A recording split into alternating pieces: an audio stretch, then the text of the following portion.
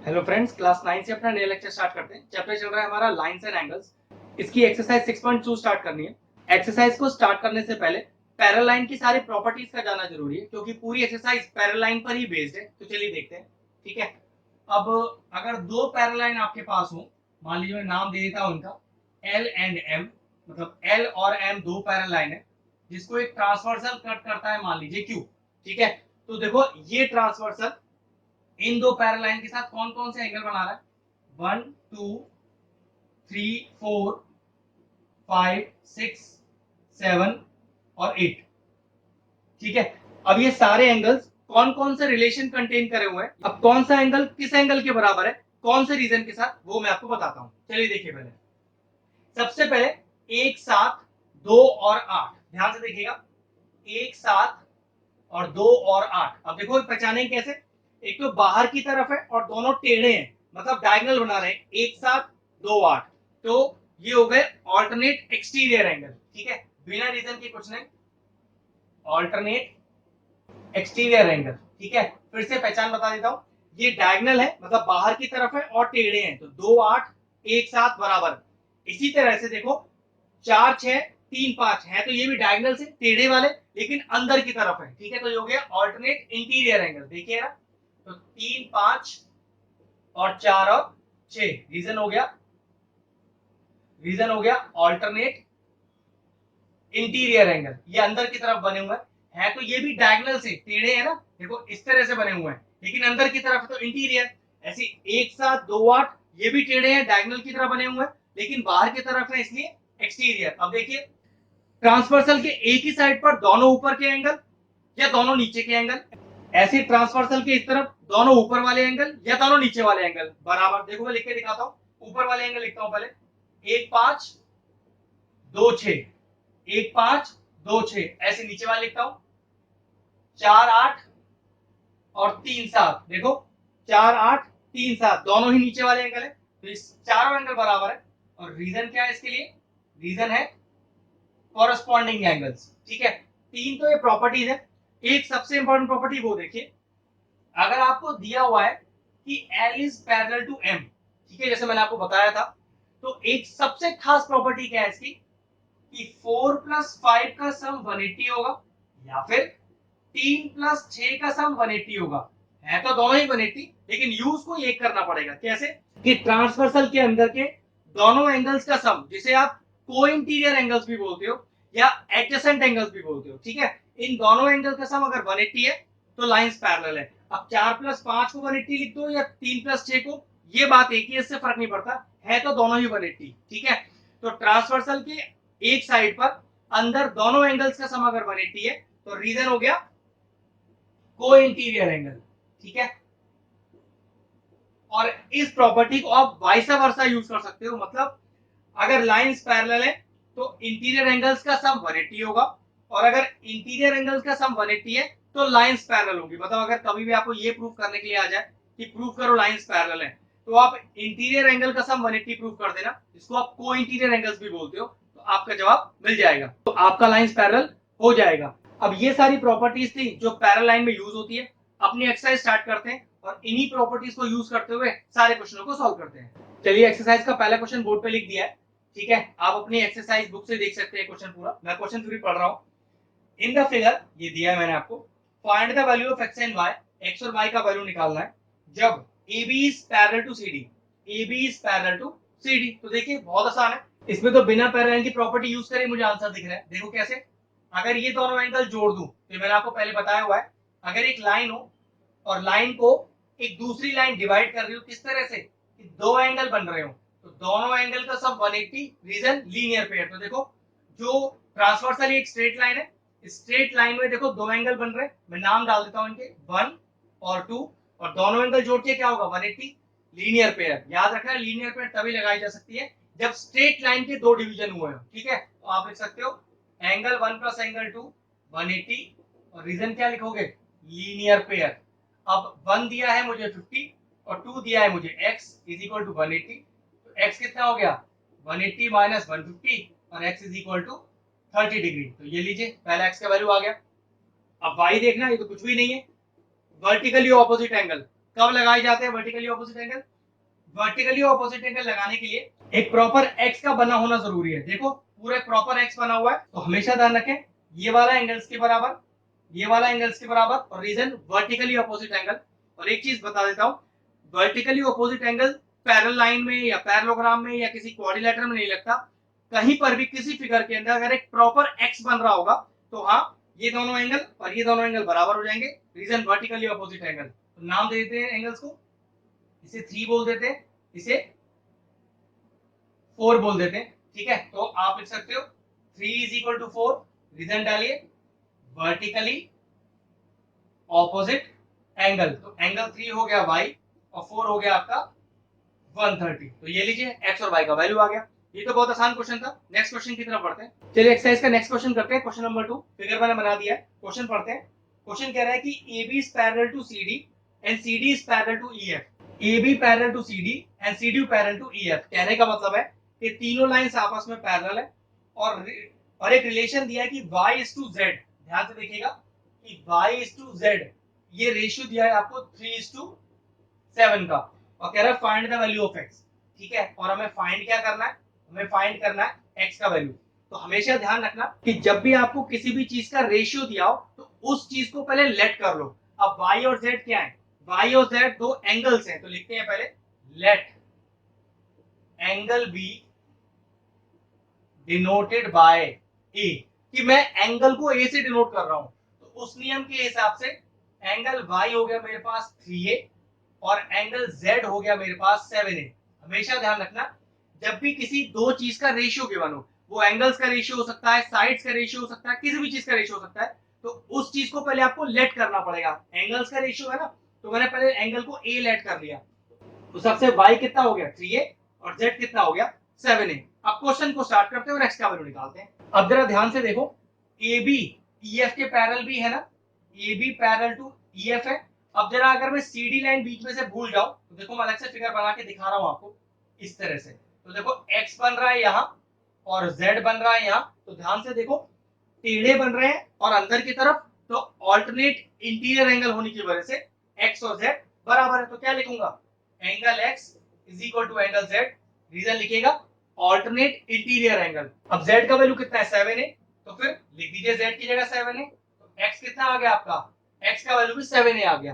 अब जरा ध्यान से फिगर फिर से देखो, क्या ये दोनों एंगल दो पैरेलल लाइन के अंदर ट्रांसवर्सल के एक तरफ बनने वाले इंटीरियर एंगल्स हैं? हाँ बिल्कुल। तो इनका सम क्या होगा 180, रीजन को इंटीरियर एंगल्स। देखो कैसे, ये AB और CD ये ट्रांसवर्सल और ये दोनों एंगल्स का सम 180 बताया था मैंने, को इंटीरियर एंगल्स होता है।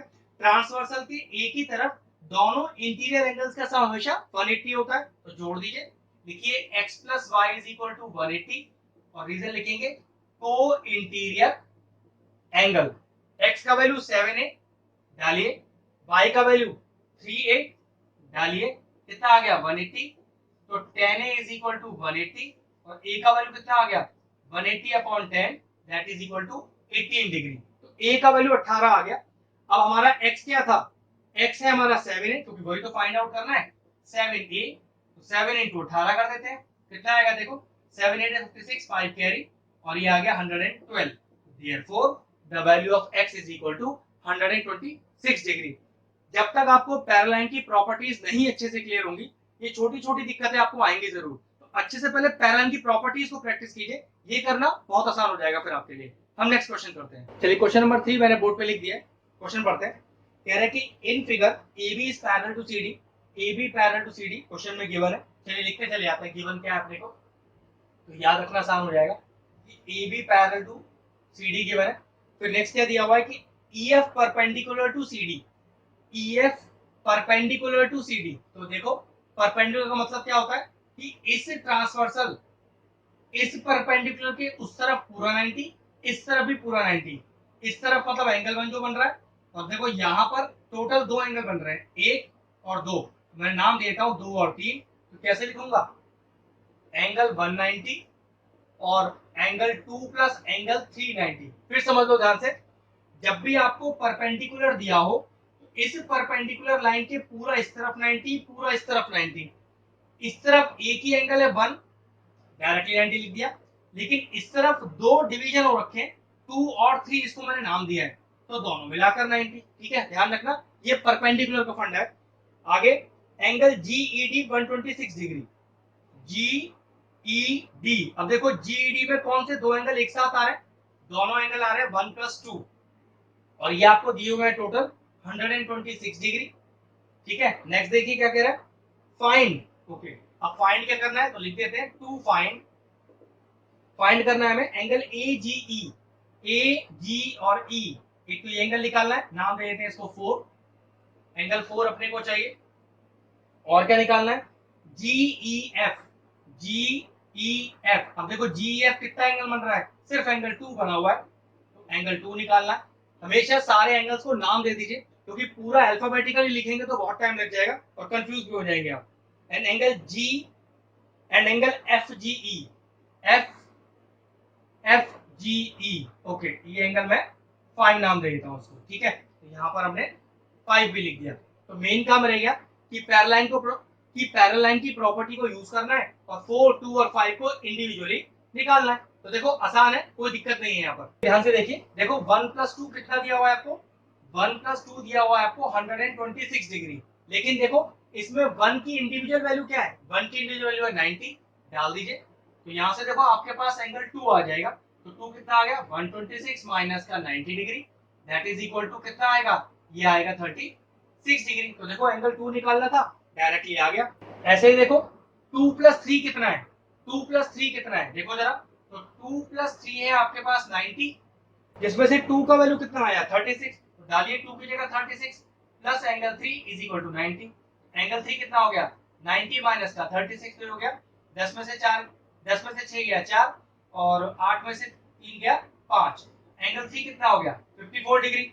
अगर मैं ए बी और सी डी आपको अलग से पैरेलल बना के दिखाऊं और जीई को ट्रांसवर्सल दिखाऊं, तो देखो एंगल 4 और एंगल 3 आपको कैसे बने हुए दिखाई देंगे। देखो 4 और 3 इसी तरह से बन रहे हैं, ट्रांसवर्सल के एक तरफ अंदर के दोनों एंगल्स का सम कितना 180, रीजन को इंटीरियर एंगल। चलिए बस वही लेते हैं, angle 4 plus angle 3 is equal to 180, reason co interior angle. बिना रीजन के कोई भी स्टेटमेंट लिखने की जरूरत नहीं है, वरना मार्क्स नहीं मिलेगा। अब 4 ये तो पता नहीं अपने को, और 3 अभी निकाला मैंने 54 डिग्री, ये लीजिए आपके पास यहाँ से 4 आ जाएगा, तो 4 इज इक्वल टू 180 माइनस का 54 डिग्री, और ये कितना हो गया, 10 में से 4 गया 6, और 7 में से 5 गया 2 और 1, therefore the value of angle 4 is 126 degree. तो 4 आ गया अपने पास, 2 भी आ गया, बस 5 निकालना रह गया। तो अब 3 और 5 देखो ध्यान से, फिर से बनाता हूँ, ए बी और सी डी दो पैरेलल लाइन, ट्रांसवर्सल इसकी वही जीई, तो देख लो 5 बन रहा है यहाँ और 3 बन रहा है यहाँ, तो देखो टेढ़े भी है, मतलब डायगोनल बना रहे हैं, और अंदर की तरफ है, तो दोनों एंगल बराबर है, रीजन ऑल्टरनेट इंटीरियर एंगल। तो देखो जरा, तो 3 बराबर 5, 3 बराबर 5, इस तरह से रीजन ऑल्टरनेट इंटीरियर एंगल। 3 कितना हमारे पास आया था 54 डिग्री, एंगल 5 भी कितना हो गया, तो एंगल 5 भी हो गया 54 डिग्री, ये लीजिए एंगल 4 भी आ गया 126 डिग्री, एंगल 2 आ गया 36 डिग्री, और एंगल 5 आ गया 54 डिग्री, ये लीजिए आगे तीनों आंसर। चलिए नेक्स्ट क्वेश्चन नंबर 4 करते हैं, फिगर मैंने बोर्ड पे बना दिया, क्वेश्चन पढ़ते हैं कि in the figure if PQ is parallel to ST, PQ is parallel to ST। अब देखो करेंगे क्या, हम इसमें से कंस्ट्रक्शन कर सकते हैं। ठीक है, तो लिखेंगे extend PQ up to M such that it intersect SR at point N। नाम आप कुछ भी दे सकते हो। ठीक है, ये हमारा कंस्ट्रक्शन हो गया, तो लिख देते हैं कंस्ट्रक्शन क्या, एक्सटेंड किसको, PQ को, कहां तक, अप टू M तक एक्सटेंड कीजिए, और जिसकी वजह से हुआ क्या, उसने SR पॉइंट को N पर इंटरसेक्ट किया, विच इंटरसेक्ट पूरा लिखना पड़ता है, SR एट पॉइंट कहां पर, N पर। ठीक, आगे देखिए क्वेश्चन क्या कह रहा है, एंगल PQR 110, ये एंगल 1 मान लेते हैं इसको हम।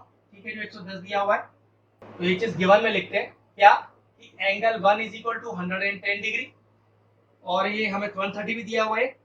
RST चलिए इसको एंगल 2 मान लेते हैं। ठीक है, एंगल 2 दिया है आपको 130 डिग्री।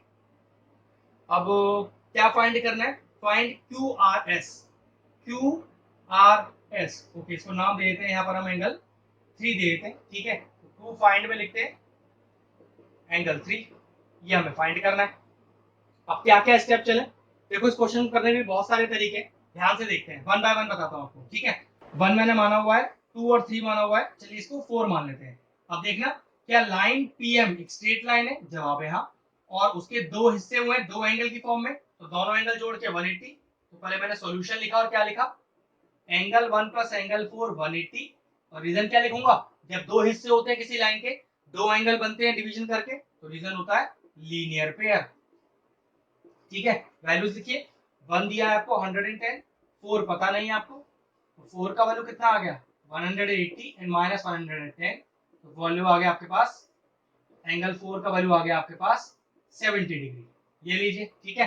तो फोर आ गया। अब जरा ध्यान से देखना, एंगल टू और इसको अगर मैं एंगल बना लू एंगल फाइव, तो देखो ये एस टी और ये एन एम और ये ट्रांसवर्सल, तो देखना टू और फाइव मिलाकर क्या ट्रांसवर्सल के इंटीरियर एंगल्स का सम बन सकता है, हाँ, दो और पांच जोड़ के 180 हो सकता है। लिखते हैं दो प्लस पांच बराबर 180, और रीजन क्या लिखेंगे, को इंटीरियर एंगल्स, दो क्वेश्चन में गिवन है कितना 130 plus angle 5 is equal to 180, angle 5 कितना हो गया 180 minus 130, that is equal to कितना, therefore angle 5 is equal to 50 degree, ये लीजिए 5 आ गया।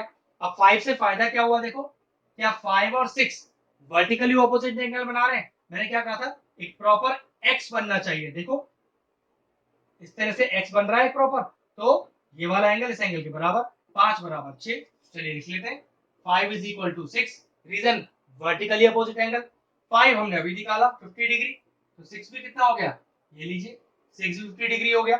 अब एंगल 4, एंगल 6 और एंगल 3, एक ट्राइंगल के तीन एंगल्स हैं, कौन सा ट्राइंगल, क्यू एन आर, तो हम क्या लगा सकते हैं angle sum property of triangle, और जब भी angle sum property of triangle लगाते हैं तो पहले ट्राइंगल का नाम लिखते हैं और फिर अप्लाई करते हैं। देखिए लगाएं, तो ट्राइंगल का नाम लिखा in triangle Q N R, Q N R, उसके तीनों इंटीरियर एंगल्स का सम करते हैं, तो 4 प्लस 6 प्लस 3 180, कितना रीजन लिखेंगे, angle sum property of triangle, किसी ट्राइंगल में तीनों एंगल्स का सम, उसके तीनों इंटीरियर एंगल्स का सम 180 होता है, रीजन लिखते हैं angle sum property of triangle. तो 4 कितना 70 डिग्री, 6 कितना 50 डिग्री, 3 अपने को आंसर में ही चाहिए, तो जोड़ लीजिए 7 और 5 12, तो 120 डिग्री हो गया, प्लस 3 इज इक्वल टू 180, 120 को उधर लेके जाइए, angle 3 is equal to 180 minus 120, और angle 3 is equal to 60 degree, यही हमें निकालना था, फाइंड द वैल्यू ऑफ 3, तो एंगल 3 आ गया 60 डिग्री।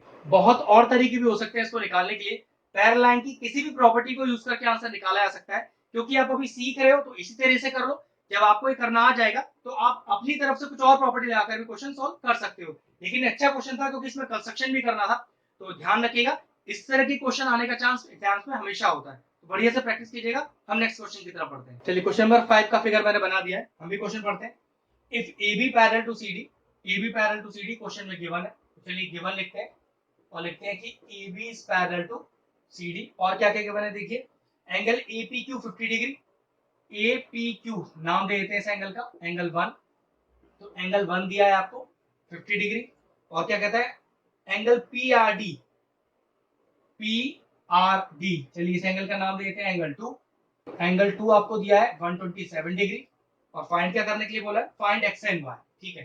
तो लिखते हैं टू फाइंड, क्या करना है एक्स एंड वाई का वैल्यू, अब क्या करेंगे हम सॉल्यूशन एक्स और वाई निकालने के लिए, तो देखो एक्स तो बहुत ही आसानी से निकल गया, एक्स और 50 बराबर है, वो किस तरह से, देखो मैंने ए बी और सी डी दोनों पैरेलल लाइन बनाई, ये पी क्यू को ट्रांसवर्सल की तरह बनाया, तो देखना 50 यहाँ बन रहा है और एक्स यहाँ बन रहा है, तो देखो दोनों टेढ़े एंगल से डायगोनल सा बना रहे हैं और अंदर की तरफ है, तो ऑल्टरनेट इंटीरियर एंगल की वजह से बराबर हो गए, नाम डाल दो वन, और इसमें एक्स पड़ा हुआ है नाम, एक्स को मैं एक नाम डाल देता हूँ टी, तो कैसे लिखा angle 1 is equal to angle 3, reason क्या डालेंगे ऑल्टरनेट इंटीरियर एंगल, तो 1 हो गया 50 डिग्री और 3 हो गया आपका एक्स, तो therefore the value of x is 50 degree, बड़े आसानी से आ गया।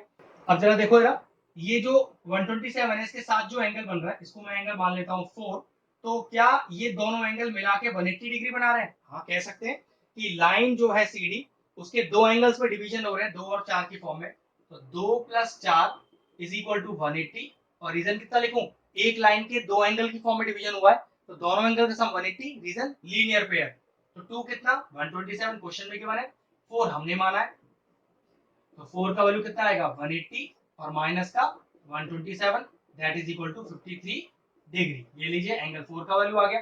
लेकिन इस 4 का फायदा कैसे होगा वो देखते हैं। अब चेक करना, ट्राइंगल पी क्यू आर में एक्स एक्स वाई और 4 क्या ट्राइंगल के इंटीरियर एंगल्स हैं और तीनों का सम क्या होगा 180। Reason angle sum property of triangle. और जब भी एंगल सम प्रॉपर्टी लगाते हैं पहले ट्राइंगल का नाम लिखते हैं। लिखा मैंने ट्राइंगल का नाम, in triangle P Q R angle 1 जिसको y माना हुआ है हमने, एंगल 3 जिसको x माना हुआ है और एंगल 4 तीनों का सम 180। रीजन लिख दीजिएगा। Angle sum property of triangle 1 कितना है y और y का वैल्यू कितना वो तो हमें फाइंड आउट करना है। 3 है x का वैल्यू 50 और 4 का वैल्यू अभी निकाला था 53 डिग्री। ये लीजिए 180 डिग्री हो गया इक्वल में, तो y कितना आ गया 180 माइनस दोनों को उधर ले जाओ तो 50 और 53 हो गया 103 डिग्री। तो y का वैल्यू कितना हो गया, y का वैल्यू हो गया आपके पास 77 डिग्री। ये लीजिए आ गया फाइनल आंसर इसका भी। चलिए नेक्स्ट क्वेश्चन आपकी स्क्रीन पर आ रहा है जो एक्सरसाइज का आखिरी क्वेश्चन है और शानदार क्वेश्चन है। ठीक है, मैं भी क्वेश्चन पढ़ता हूं, आप भी देखिएगा। In figure PQ and RS are two mirrors placed parallel to each other. Okay, PQ RS के पैरेलल गिवन है, तो गिवन लिखते हैं पहले। ये जो PQ है वो पैरेलल है RS के और ये दो मिरर हैं जो आपस में पैरेलल रखे हुए हैं। फिर कह रहा है एन इंसिडेंट रे AB, एक AB इंसिडेंट रे है जो स्ट्राइक कर रही है मिरर PQ को B पॉइंट पर, ठीक है, और रिफ्लेक्ट कर रही है फिर वो BC की फॉर्म में। Strike the mirror RS at C, strike the mirror RS at point C, ठीक है, and again reflect back along the side CD, ठीक है, जा रही है। प्रूव करना है कि AB जो है वो CD के पैरेलल है। ठीक है, चलिए तो गिवन में आपके पास इतना ही पार्ट है। अब लिखेंगे टू प्रूफ क्या करना है कि AB is parallel to CD। एक बहुत शानदार क्वेश्चन है, ध्यान से देखिएगा। काफी सारी प्रॉपर्टीज नई यूज होंगी इस बार। कंस्ट्रक्शन भी है इसके अंदर, क्या देखिए इसमें आपको एक नॉर्मल बनाना है इस तरह से, नाम दे देते हैं M और N, ठीक है। तो क्या लिखते हैं, कंस्ट्रक्शन लिखकर लिखेंगे draw BM perpendicular PQ, normal हमेशा परपेंडिकुलर ही होता है ध्यान रखना, ठीक है, और NC परपेंडिकुलर टू RS। अगर आपने दो पैरेलल मिरर के बारे में पढ़ा है तो आपको क्लियर हो ही गया होगा कि जो BM है और NC है वो दो नॉर्मल है और नॉर्मल हमेशा प्लेन के परपेंडिकुलर ही होता है। ये टॉपिक आपने लॉज ऑफ रिफ्लेक्शन के अंदर पढ़ा होगा। चैप्टर हो सकता है लाइट हो, रिफ्लेक्शन हो या प्लेन मिरर्स के बारे में हो, वहां आपने टॉपिक जरूर पढ़ा होगा। ठीक है, चलिए प्रूफ करते हैं। अगर टॉपिक नहीं भी पढ़ा तो मैं आपको लॉजिकली बताऊंगा। देखिए कैसे। सबसे पहले हमें क्या पता है कि BM परपेंडिकुलर टू PQ, ध्यान से देखिएगा, BM परपेंडिकुलर टू PQ, ठीक है, बट क्या दिया हुआ है PQ parallel to RS, PQ parallel to RS। तो मैंने क्या किया, इस PQ की जगह RS लिख दिया। ध्यान रखिएगा पैरेलल लाइन में ऐसा चेंजेस कर सकते हैं, जैसे हम इक्वल टू में चेंज करते हैं ऐसे ही पैरेलल लाइन में भी कर सकते हैं। तो मैंने यहाँ PQ की क्या लिख दिया, RS लिख दिया। तो मैंने लिखा BM परपेंडिकुलर टू RS। अब अगला पार्ट देखिए, क्या CN परपेंडिकुलर टू RS है, but CN perpendicular to RS। हाँ भाई, ये भी तो क्वेश्चन में हमने कंस्ट्रक्शन लिया हुआ है। अब एक चीज देखो जरा, एक लाइन RS है, मैं आपको दिखा रहा हूं, एक लाइन RS है, ठीक है, BM भी उसके परपेंडिकुलर है। ये देखिए, अगर BM भी उसके परपेंडिकुलर है और CN भी उसके परपेंडिकुलर है, तो ध्यान रखो जब एक लाइन के परपेंडिकुलर दो लाइनें हो, ध्यान रखो जब RS के परपेंडिकुलर दो लाइनें हो तो वो दोनों लाइनें आपस में क्या होंगी, वो दोनों लाइनें होंगी आपस में पैरेलल। तो आप लिखोगे देयरफॉर, देख सकते हो BM और CN पैरेलल है, BM is parallel to CN। पहले इतना पार्ट आया, फिर समझ लो एक बात कि एक लाइन RS है जिसकी दो लाइंस परपेंडिकुलर है, तो दोनों लाइनें आपस में क्या होंगी, पैरेलल होंगी। देखो इस चीज का यूज कैसे करेंगे, हम यहाँ एंगल डाल देते हैं 1 2 3 और 4। अगर हमें ये पता चला कि BM is parallel to CN, BM is parallel to CN, तो लिख सकते हैं angle 2 is equal to angle 3। ध्यान से देखो, ये BM ये CN और ये आपका ट्रांसवर्सल, तो देखो एंगल 2 यहां बन रहा है और एंगल 3 यहां बन रहा है। तो देखो टेढ़े बन रहे हैं, डायगोनल पे बन रहे हैं और अंदर की तरफ बन रहे हैं, तो ऑल्टरनेट इंटीरियर एंगल। तो 2 बराबर 3 alternate interior angle multiplying 2 on both sides, तो दोनों तरफ 2 से मल्टीप्लाई कर दो। ठीक है, अब देखो जरा इस ट्वाइस ऑफ एंगल 2 को क्या लिख दिया मैंने, 2 + 2। ऐसी ट्वाइस ऑफ एंगल 3 को क्या कर दिया, 3+3 लिख दिया। अब एक छोटा सा नियम और, अगर आप इस फिगर को देखो तो देखो ए बी इंसिडेंट रे और बी सी आपकी रिफ्लेक्टेड रे, तो नियम कहता है angle of incidence is equal to angle of reflection, जिसकी वजह से 1 बराबर हो गया 2, एंगल 3 एंगल 4 बराबर होते हैं। और इसका रीजन मैंने आपको बता दिया कि angle of incidence is equal to angle of reflection, यहाँ पर भी angle of incidence is equal to angle of reflection. मतलब मैंने क्या क्या यूज किया इसको, इस 2 की जगह लिख दिया 1 और यहाँ इस 3 की जगह लिख दिया 4। तो चेक करो 1 + 2 3 + 4 के बराबर आ गया, पूरा 1 + 2 पूरा 3 + 4 के बराबर आ गया।